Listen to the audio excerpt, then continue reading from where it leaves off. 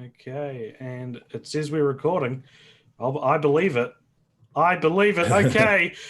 Hello, everybody, and welcome to the second Cult Popture Movie Club. This is a new podcast thing we're doing where if you want to get in on this, if you want to join us and be part of the crew, then you can donate on patreon.com/Cult Popture, $15 a month or more, I guess, if you wanted. There's no $100 a month. Legitimate higher tier than the $15 one, but you can join us to discuss a movie each month. And the movie, the classic, the cult classic that we're discussing this month is the 1942 American wartime romantic drama film directed by Michael Curtiz, starring Humphrey Bogart, Ingrid Bergman, and Paul Henreid, Casablanca. There we go. How's that for an introduction? Rate my introduction. 8 out That was of the 10. Casablanca of introductions. Wow, that's a really nice thing to say, Richard, because Casablanca... Well, you haven't heard what I thought of the film. Well, general consensus, Casablanca is considered one of the greatest films of all time. That was the context I saw it in. The first time I saw this film, it was at sort of like a makeshift outdoor movie event that some friends were putting on in their backyard. And they didn't tell anyone what the movie was, and it was Casablanca. All I knew about it was that it was the best movie ever made, and when it finished, I was like, man, that was like the best movie ever made. I've seen it a few times since then, including for this podcast. But before we get into what we thought or any observations, does anyone want to volunteer to tell us what the movie is about in broad strokes?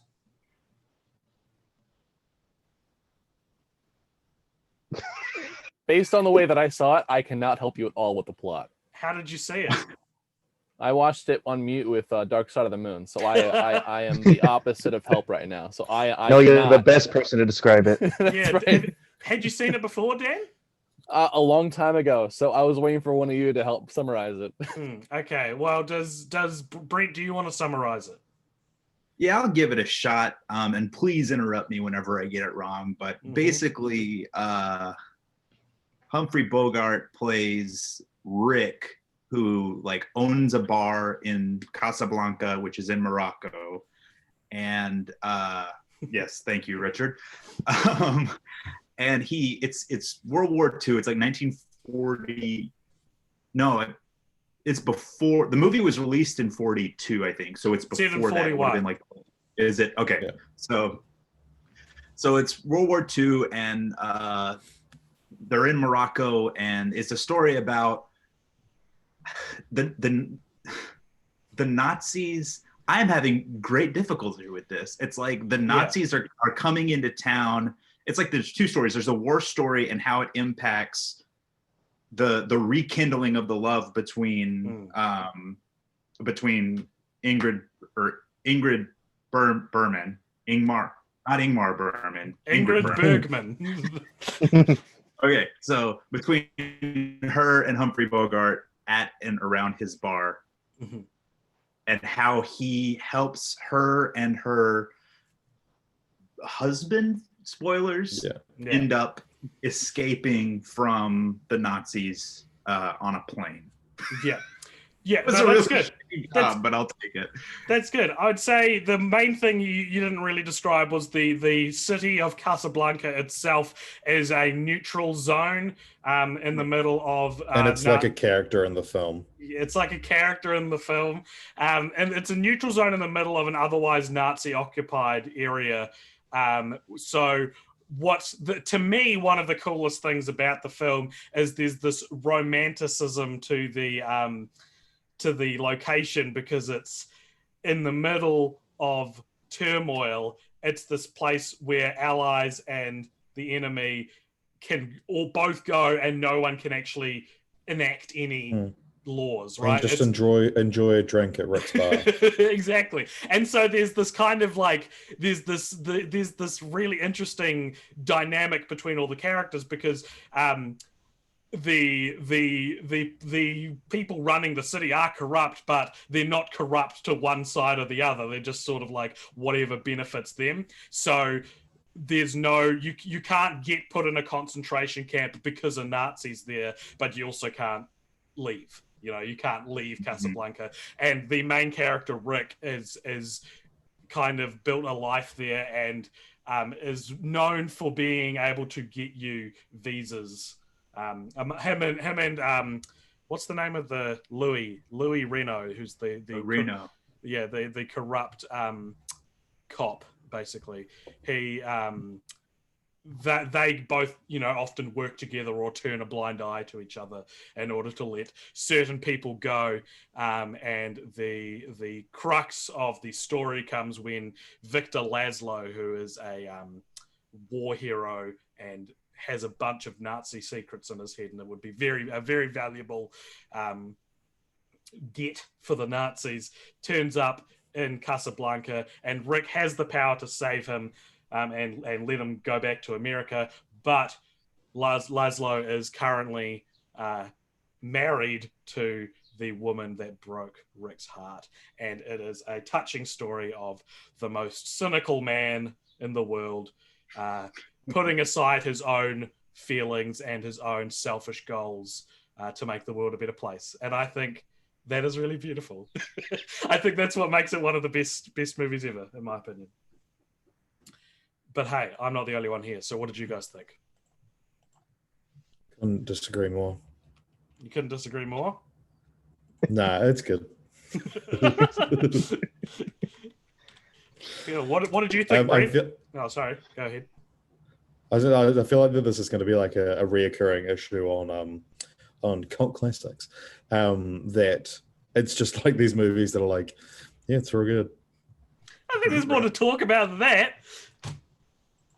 I'm trying to look at Rotten Tomatoes, but it's just said, hey, you've got ad block on. When did Rotten Tomatoes not allow... Continue. It just says classic. That's the rating. The rating is just, it's good. Do you even need to look? It's 99%. I know it was high. I just wanted to see what it was specifically. So one critic didn't like it. 1 out of 92. Oh no, less than 1 out of. There's only 92 counts. That means, how does that work? So yeah, like everyone here, what's their experience with the film? Like we've heard AJ's.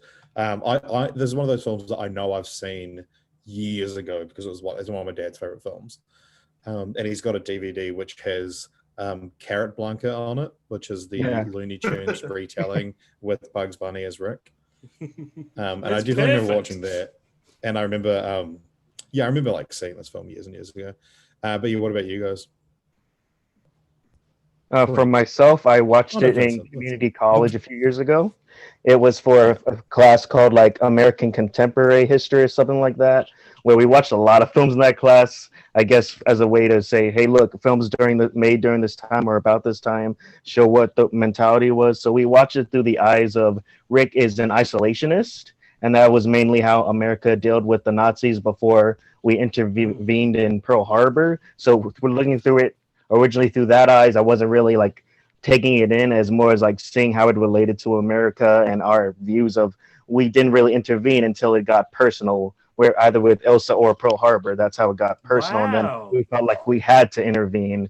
And that was the main thing I got first time watching it. The second time watching it, I really just connected with Rick and his struggle on trying to move on from Ilsa by just being a stone wall of a guy that doesn't really stick his neck out for anyone. Just, I do business. I like business in my place. Don't make a ruckus and I won't bother you. And then once Ilsa comes in, then he starts remembering how he used to be. He was more lively with Ilsa in the past, and how he was more upbeat and more talkative. And even in the flashbacks, you can see that. And then him kind of refining himself in this neutral zone where there's people trying to fight for French independence while the Nazis are also coming in trying to make a stronghold with Louis. And just that struggle between Rick giving up his wall against the world and being like, look, I can try and save the woman that I once loved, and yet I'm never going to be with her in the end, but still I can at least take some pride in that I did what I could in this little bit in the hill of beans of everything of all of it. I can make a difference in the slightest, and then make sure that I can at least live with myself knowing that I did what I could. So yeah, I loved it. Yeah, nice so much. After all that, you're like, yeah, no, didn't really do It's it. all right. I get it. It was fine. So I'm kind of similar. I watched it in college for like a film history class, and I gotta say that's, for me, that is not a good way to watch movies, because it was so, like, to watch it with only the job of, all right, here's your paper you got to write about, you know, isolationism or whatever. I really didn't care about it the first time I watched it, but watching it this week was like, holy shit, like now I see why everyone says it's as good. Like I just thought, oh, that's a good example of a movie from the past, but like no, like the storytelling and there's a lot of directorial decisions that are so good, and they've become like ubiquitous, I think, in modern visual storytelling. And so I was able to appreciate it for that, and appreciate it for the dialogue. It sounds like something Aaron Sorkin's grandpa wrote. Like it's very, there's a lot of really fun stuff about it. So I was really glad to get to watch it for like kind of fresh. Yeah, I think that it's cool to talk about watching it now as well, because I, you know, and forgive me if I'm doing that film buff thing where I'm reaching for themes, but like it kind of feels especially relevant in, say, like a Black Lives Matter context of the it's like I mean, you know, it's a parallel. It's not directly related, but it really portrays the importance of picking a side and not being like the whole thing about how it's not enough to not be racist. You have to be anti-racist. Like it's kind of like that. It's like it's not enough to be anti-Nazi, because Rick goes from being like it's welcome to Rick's bar, it's Casablanca. He doesn't talk like that. That's a terrible Humphrey Bogart. But like he goes from being someone who is apathetic and just stick, you know, I don't stick my neck out for nobody. That's a great Humphrey Bogart. And he goes from that to someone who, as I said before, like throws away his entire life so that the woman he loves can go away with someone else and make the world a better place. And that's his character arc. Like it's a character arc where the character doesn't really change on the outside, but you can read so much beneath the surface of how he's changed. And I think that's so cool. And he's like the original Han Solo. Yeah, absolutely. Yeah. No, totally. That's a great example. Because it is. And we first meet him in a bar. He shoots first. He shot first. And so it's cool to see a character like the lesson that it's not enough to just be passive, but you actually have to be actively against evil, is not one that I think has stayed in common storytelling as much as I think it maybe should have since Casablanca. And I think that's really, really cool. Hey, Dan, how are you, mate? So I had a really unique time at this one. It was actually the fourth movie of the night I was watching, so I was already shot in terms of understanding or being able to absorb more. So I thought if I really what are the other three movies, out of curiosity, that strained you? So first was It's a Beautiful Day in the Neighborhood. Beautiful Day in the Neighborhood, which is wonderful, and then Roger Rabbit, and then Spice World. And then and so by the end I was like okay, I'm not gonna be able to absorb much of this plot, but I'm gonna try and take up as much visuals and see what matches up to Dark Side of the Moon, which I'm calling this Dark Side of the Saloon. Oh, all right. I'm sticking to that one. I have notes for when things sync up in Dark Side of the Moon if you're ready. Please. Please. This is your podcast as much as it is ours. Okay, cool. I'm going to dive in. I'm going to try and go to the highlights here, only when it's interesting. So I got to say the intro is perfectly timed. Like literally the moment it like dives into the actual town is when Breathing the Air really starts to kick in. And literally the first lyrics hit when the first dialogue is said within the town. And when they're saying run baby run, like they're trying to escape, like it's really working, like it's really synced up. I was amazed. And then it started to fall apart. But what was cool is some of the weird dialogue choices in Dark Side of the Moon were kind of synced up to what seemed like a PA system near the airport. So like the airplane sounds were also very mechanical, and like so like that was starting to like. I had a nice legal time last night. So there's a lot. So what's interesting about time. Time really made everything more tense. I don't know if you know the song Time that much, but like anything that Time was playing during just got like the stakes were just astronomical, even if we just met a character for the first time. So that was really, really interesting to watch. Before I get anything else, I had no idea what Laszlo was all about. I tried to follow along with the captions, but I was kind of confused because it wasn't told visually as much as everything else. Right. So it was interesting also to see like what you could pick up without dialogue, like what was communicated so well through visuals. And I found that it was doing so much of the job. Blah blah blah blah blah. I mean, I could go into this. Oh, great gig in the sky. The wailing starts when Sam is asked about his job, about his gig. Oh wow. And so I was like, oh, that's nice. Money climaxed with the arrest.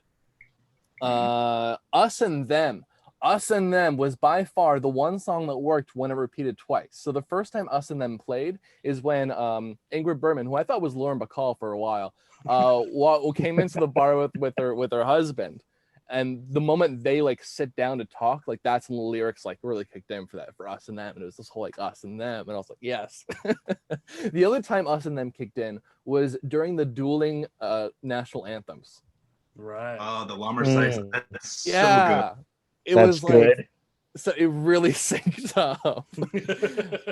And then for Brain Damage, the Lunatic is in my head, or Lunatic is on the grass, was during the Paris flashback sequence to their escape. So like that's literally the moment it starts to dissolve into that like flashback is when the lyrics kick in for the Lunatic stuff.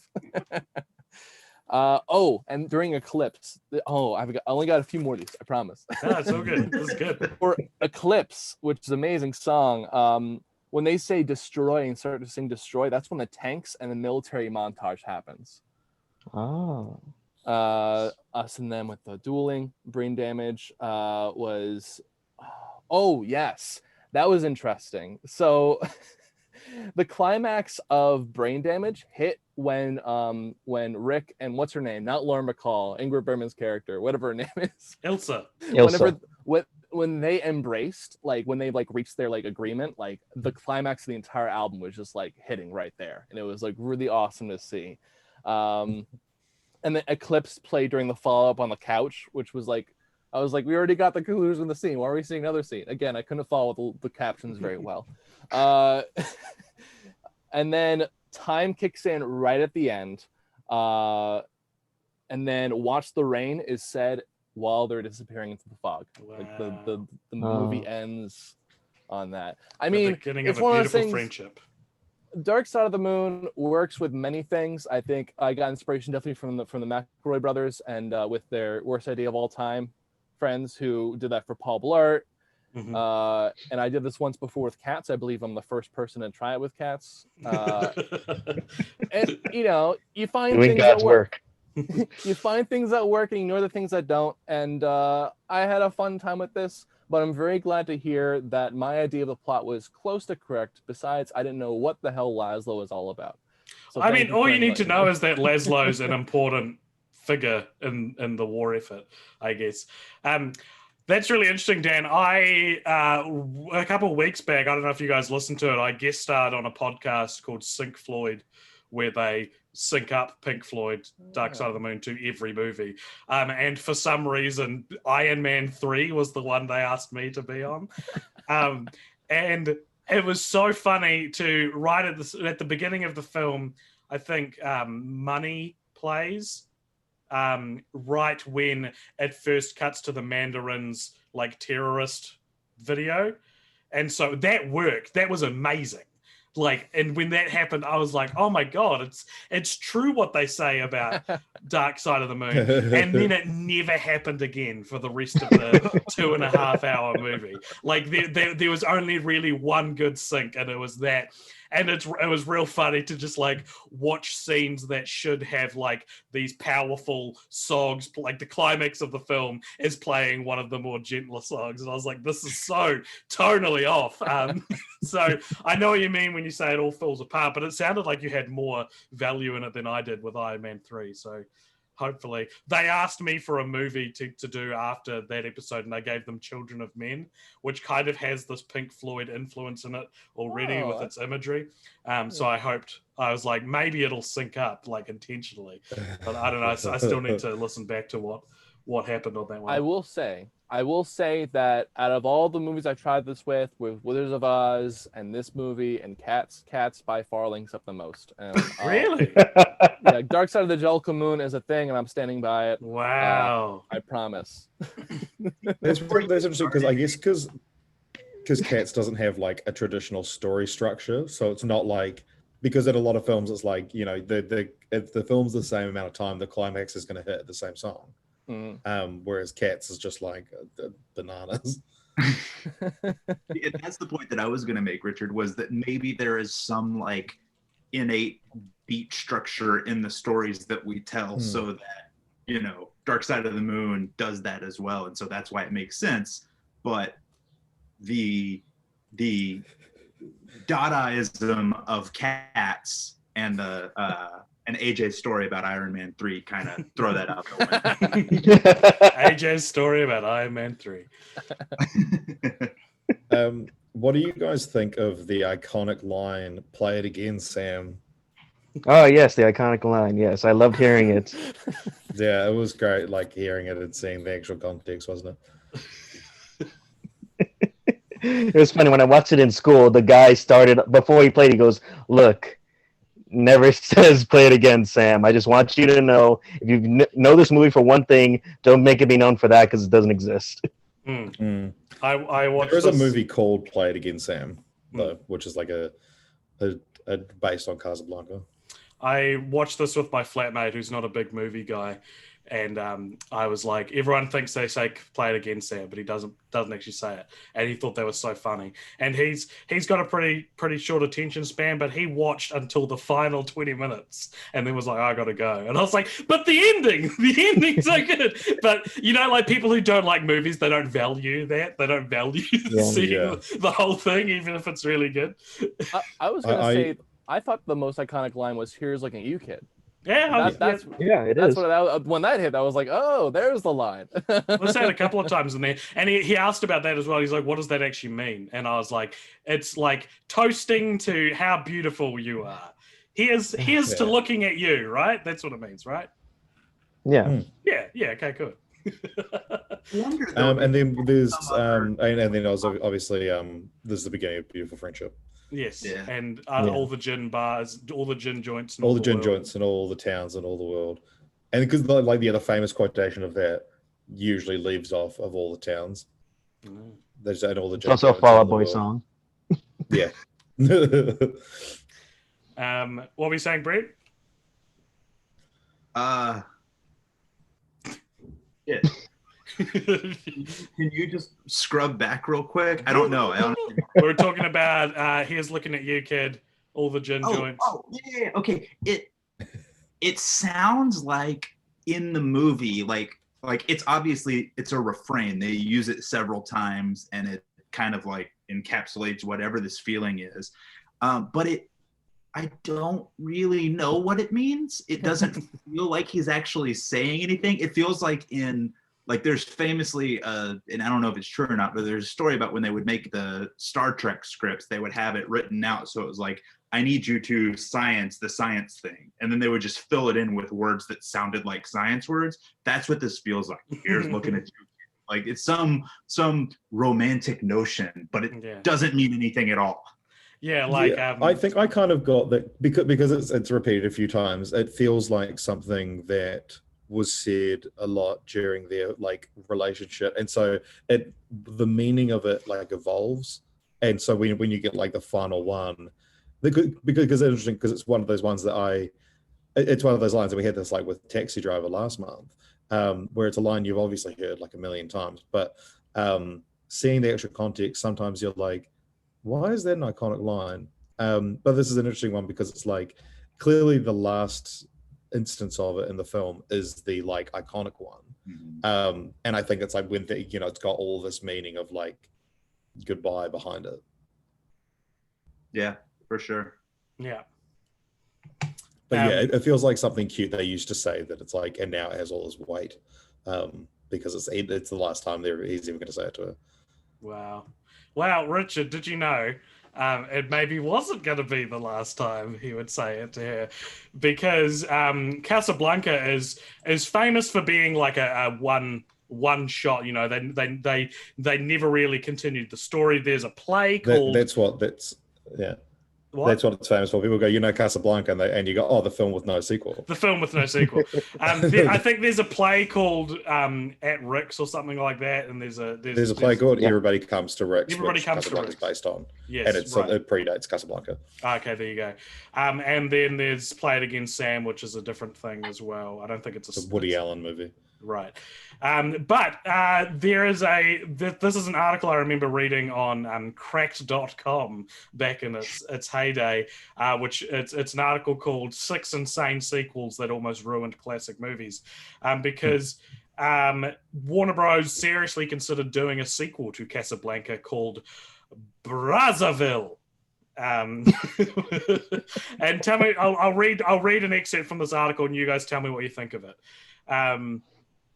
The story, so I don't like it. Okay, so one of the things that makes Rick so interesting is that he's a cynical bastard who sacrifices his own happiness at the end for the greater good. Brazzaville would have started out by revealing that the gambling, the alcoholism, and his shady past as an arms dealer were all just a cover for the fact that he was a US anti-Nazi spy all along. Same with Reno, however you say that. He didn't have a change of heart in that final scene. He was secretly working with the good guys the whole time too. A great deal of the first movie could have been avoided if they'd told each other before. But at least they didn't mess with the classic Rick and Ilsa love story, right? Ilsa's husband, Victor Laszlo, dies pretty early in the movie, and so she spends the rest of the time chasing Rick as he attempts to infiltrate a German spy ring in the Tangiers. This puts Rick in an awkward spot because part of his top secret mission involves sleeping with a sexy Spanish femme fatale working for the Nazis.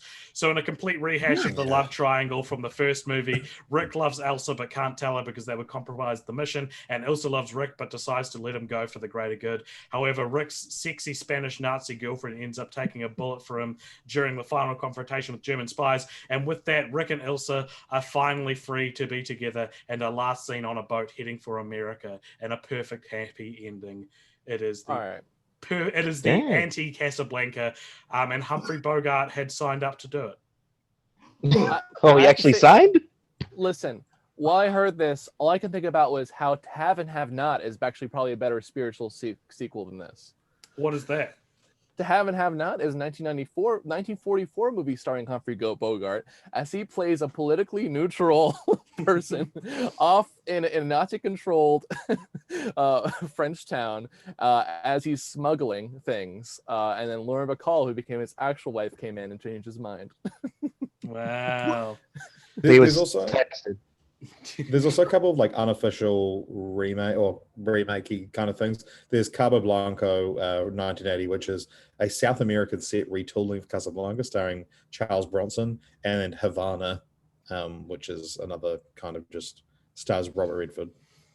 So I'm afraid that we're moving past AJ's batshit description of that movie, and I want to stay there for a minute. Yeah. So is it Roger Moore or Timothy Dalton who takes over the Rick character? Because that sounded like a Bond film. Right. Yeah. Sexy Nazi girlfriend. Yeah. Yeah. No, I think it's really interesting because it's one of those reminds me a bit of Rise of Skywalker, and that it feels like the tools in place are specifically working to undermine everything that's so precious and good about Casablanca. Like, it undermines the tragedy of it. It undermines the characterization of it. It's insane that was ever thought to exist, but it does speak to the optimism, I think, of the people of the time, is that there's like they want to make it so it's the same. It's actually back to the Han Solo metaphor. It's the same thing as making Greedo shoot first. It's going, oh, you have a hard time accepting that Rick is the cynical asshole. Well, what if he wasn't? Well, look, he was a spy the whole time. It's all good. And so I think that might be part of it, is that they're trying to backtrack on the decisions that they clearly don't realize are like these beautiful characterizations. Why they won Best Picture. It reminds me of like Love Never Dies, where it's like a sequel that makes every single wrong choice they can possibly make, aka existing. What is Love Never Dies a sequel to? Love Never is a sequel to Phantom of the Opera, which I already am not a huge fan of, but they made a sequel called Love Never Dies, and it's exactly as bad shit as that synopsis of Casablanca. It should not exist. The whole point of the first one is that love does die. Yeah, it's so weird. One thing that I wanted to you mentioned in there that as you were going through that description, they said, and it turns out that Reno also was an undercover guy. In my mind, as I watched the final scene, that's what I took away from it. I didn't take away that he had a change of heart. I thought as I was watching, oh my God, he's been a double agent the whole time, essentially. Yeah. That's maybe. So when you said that just now, it kind of threw me for a loop, because I was like, oh, I thought that was what was happening. Well, there you go. If anyone's interested, the other sequels listed on here are a sequel to 7 called 8, but the G is an 8. And also, it was going to give Morgan Freeman supernatural powers, and it was eventually made, but retooled, and it stars Anthony Hopkins. There you go. And that it actually mentions that here as well. I remember this article. Right. There's also E.T. 2, Nocturnal Fears, which is essentially E.T.'s enemy turns up and takes all the children from the first movie and tortures them. It was like a horror movie. Yeah, and E.T. doesn't show up till the end to save them. E.T. versus Predator? Pretty much. Forrest Gump 2, Gump & Co., which would have been an adaptation of the second novel where Forrest Gump eventually meets Tom Hanks. But do you know about why that one wasn't made? Is that the script was delivered to the studio on September 11th, 2001, and they were like, we got other things to deal with. And Beetlejuice 2, Beetlejuice Goes Hawaiian, which I think was nearly going to get made recently, but then fell away. Yeah, it's been talked about within the last 10. And the other one is Gladiator 2, which is, I think, probably the most famous unmade sequel, which is a sequel to Gladiator. That's shit insane. Yeah, where Maximus is resurrected through history and fights in a bunch of different wars. And it was written by Nick Cave of Nick Cave and the Bad Seeds. Script available online. So while a sequel may have ruined the legacy of the original, I think nothing would have quite done that like what was pursued in 2008, which was a remake of Casablanca, which Madonna was trying to get made, starring herself and Ashton Kutcher. Ashton Kutcher and Madonna? He's so much younger than you. What are you doing? He's looking at you, kid. With a Vita? Oh, God. He's looking at you, old lady. Dude, where's my Casablanca? No, maybe it would have been a gender role reversal then.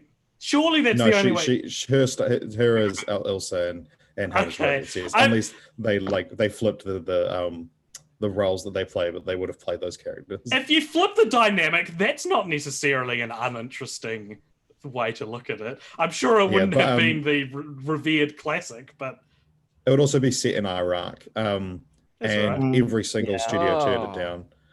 They also the Cass Warner, the granddaughter of Harry Warner, one of the Warner brothers, they wanted to produce a sequel featuring Rick and Ilsa's illegitimate son searching for the whereabouts of his biological father.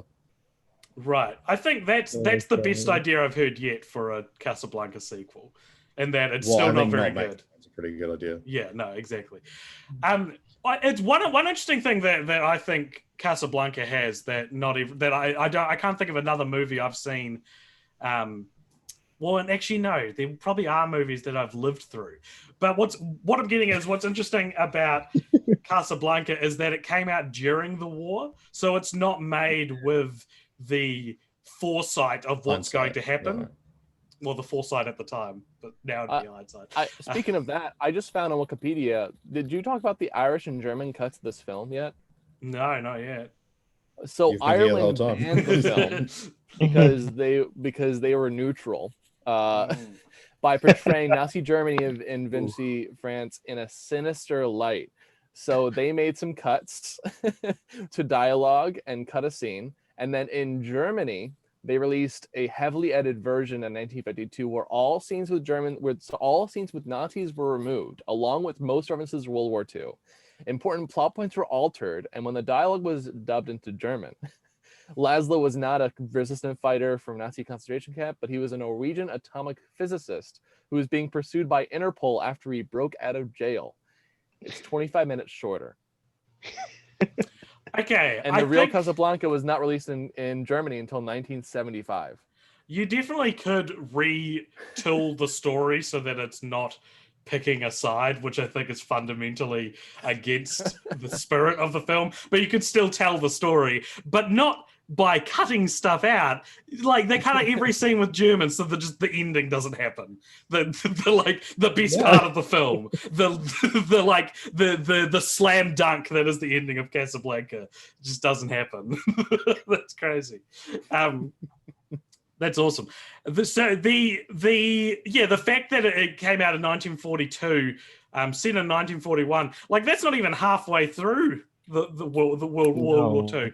And so what you were saying before, Vincent, is real interesting about how it kind of unintentionally portrays America's role in World War II as like this neutral party that eventually acts without realizing it was paralleling that. And I think that gives the movie almost like a spiritual prescient quality. That's kind of cool. Same thing with Mad Max Fury Road, predating almost every social issue that the movie's about. So yeah, that's really interesting. Are there any other examples of like movies that feel movies that feel like they represent a major thing happening in the world that came out before that thing had actually finished? Yeah. Network. Yeah. Network to a T. I don't know if they're familiar with Network. I'm not. I watched that movie in the same class. Yeah, it holds up, I promise you. So Sidney Lumet, whatever. It's a film in 1976 or 1975 about how cable networks will pivot to entertainment instead of news, and focus. Oh my god! Yeah, and they have your first pundit also. Like it was this comedy at the time because it's like, oh, that's ridiculous. How could like a news person become this pundit who spews his own like, F the man and like the government's out to get you. Like it was crazy. It was basically watching Fox News develop a good 20 years before it became that.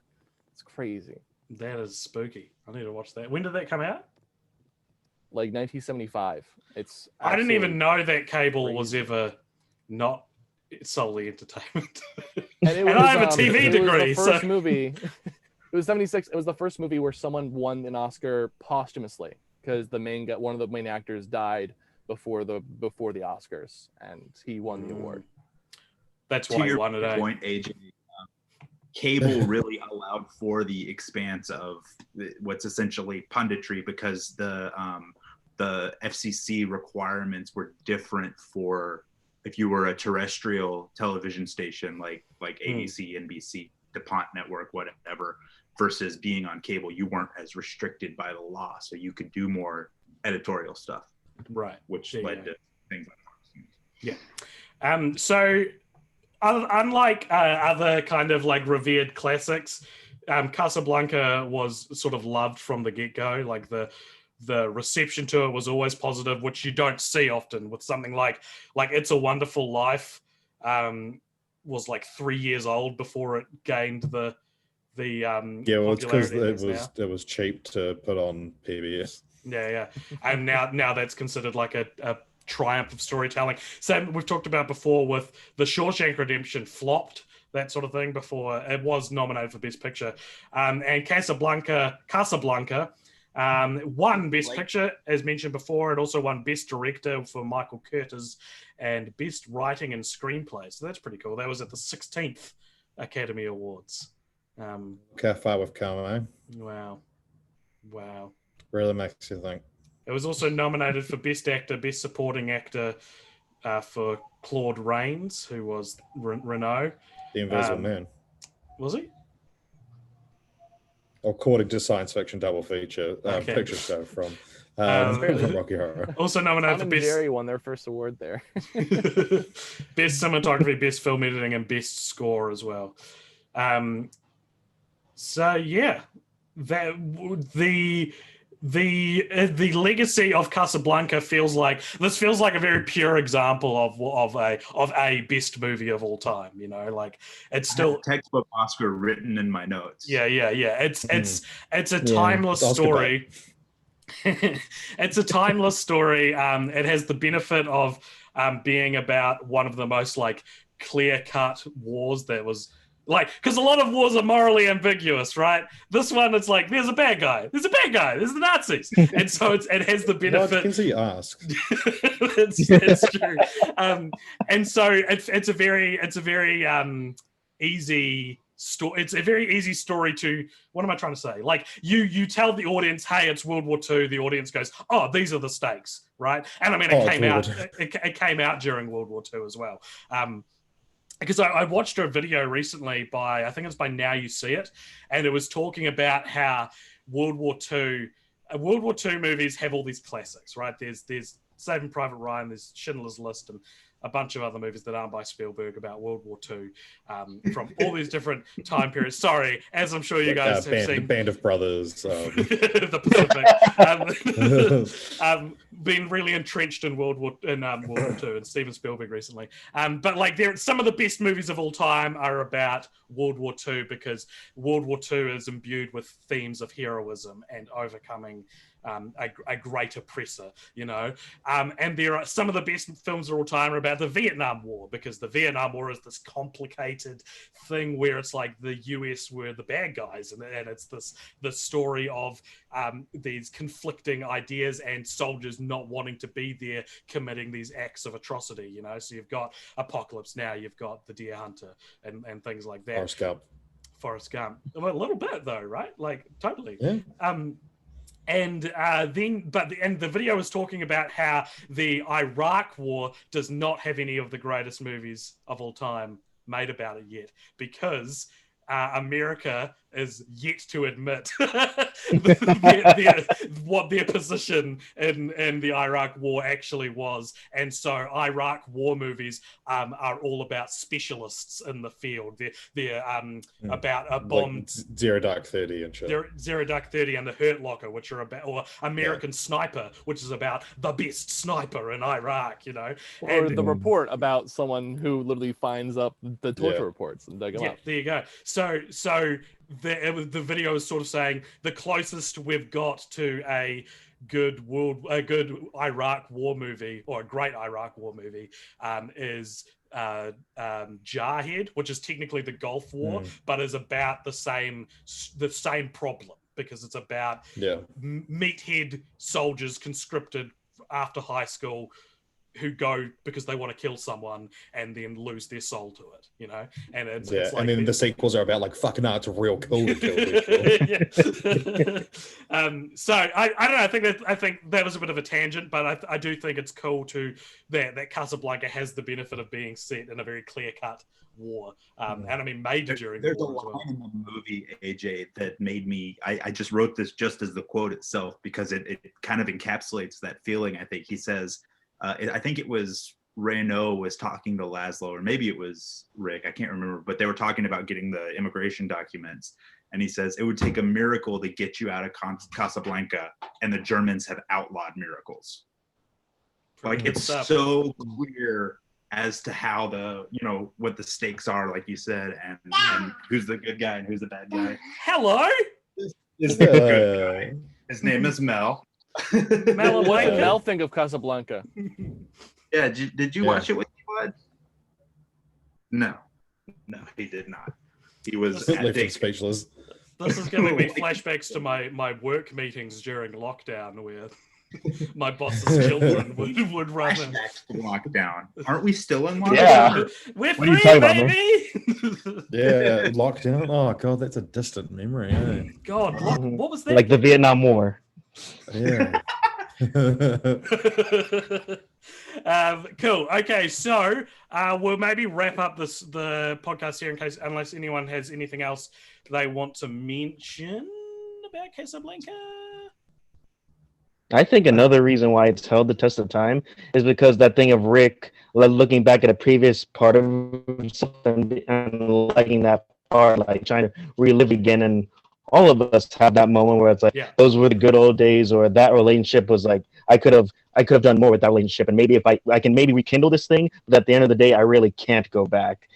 We'll always have Paris. He sums it up great. We'll always have Paris. Beautiful. It's not that he doesn't really regret it. He's like, he's glad it happened, but this is the state of his life and the world, and he just can't relive it. Even though Ilsa really wanted to stay with Rick at the end when they kind of reconcile, and she's like, look, you can just send Laszlo, and you can just be you and me, or what? We need to find a way where it's just you and me. And because I really did love you, because she did think Laszlo was dead when they were kind of getting together in Paris. So it wasn't her fault that she didn't know her husband was dead. It's just that she found solace. Yeah, it very conveniently exonerates anyone of like any real infidelity, which is very cool. But because when he says we'll always have Paris, he specifies as well. He says we lost it, but when you turned back up, we got it again. And I think that's a cool transformation. That's how you look back at things that happen in your life that may be tainted. It's like you might not be able to get it back, but you can reclaim it as a positive memory, which is very human, you know. Yeah. Cool. Well, the last segment we've got to do here on the Cult Popture Movie Club podcast is we're going to go to our list of... Well, Richard, do you want to do it? Do you want to get up the list? Yeah, I've got it up. So we've got a list of cult classic movies. Gonna be number 3. And we're going to hit a random number generator, and that's going to tell us what our next month's episode. And what are the kind of constraints for the random? So the constraints are they all have to be somewhat regarded as a classic or at least a great movie. They can't have any sequels because that's what we say for film franchise fortnights, and they have to be at least 10 years old. Which means I was able to add due date, Todd Phillips' due date to the list. Yeah. Taking over Legend of the Guardians, The Owls of Gaul as the last film, but also actually in the last month, The Social Network turned 10 years old. So were you asked to add due date? What motivated you to bring that on? The idea is that with every month, one more wild card gets added to the pot. One more film that's 10 years old but isn't a classic gets added. Academy Award nominated director Todd Phillips. Yeah, that's true. Yeah. But there's never going to be anything better than The Legend of the Guardians, The Owls of Gaul. So, Richard, give us our number and then make us guess what the movie is. Okay.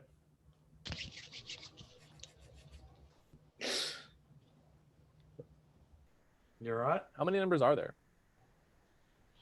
You see that?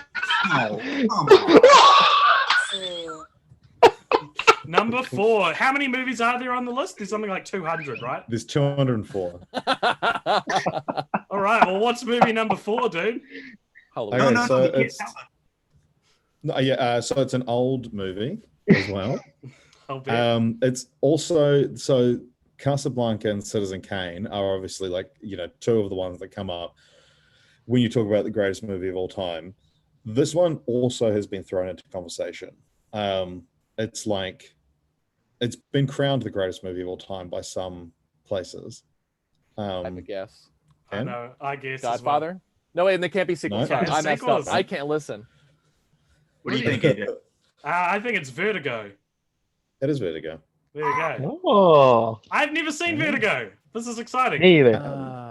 I have seen it, and you know what? It's not the greatest movie of all time. It's not even the best Hitchcock. You're right. We need to get, even if it's only for next month, we need to get Mike Noyes on this episode because he's watched all of the Hitchcock movies a month ago. It becomes really with Cult Popture. Yeah, for anyone who's watching this after the fact on YouTube, which a lot more people actually did than I was expecting. I put this up on YouTube more as preservation of the content made, as opposed to like, check out this cool new podcast we made. But a lot of people did end up watching it. And what I'd say to people who've watched this far is like, if you're not on the Discord, get on the Discord, because what actually happens is you become friends with me and Richard, and then it becomes increasingly more awkward when someone says they don't have enough money to join the Patreon, because it's like, okay. Well, I guess you don't get the reward. So, because we're a small podcast, and a while ago we adopted the strategy of let's become friends with all of our listeners, and maybe that's the key to virality. And so that's what we've done, and it has various. So when it's like, only my friends listen to the podcast, it's like, no, but like I. But they listened first before they were friends. But yeah, cool. Okay, well, thank you very much for listening or watching the Cult Popture Movie Club for November. You can subscribe, you can like us. I'm not going to do any plugs. This is free jazz. This is free jazz, baby. Well, it's paid jazz. Paid jazz. Yeah. Play it again, Sam. As time goes by, yada yada yada. We didn't talk about that, but that's a great song. That is a great song, and also. Trump's not the president anymore, so everyone, we can all. What a great shit! That's awesome. Yeah, I mean, technically, he is still president until January. We'll see. He might die of a brain aneurysm before then because of how fucking angry he's been. Well, he could resign and then get Mike Pence to pardon him. That's what I would do. If I was Donald Trump. All right, everybody. Thank you for watching. Goodbye.